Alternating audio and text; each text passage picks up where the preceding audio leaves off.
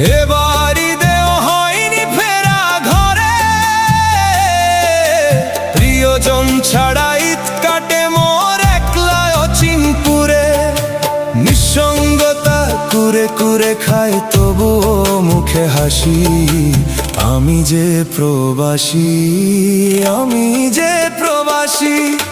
সবাই ভাবে প্রবাস মানেই রঙের দুনিয়া, কেউ তো দেখে না এই বুকে কি যে যন্ত্রণা।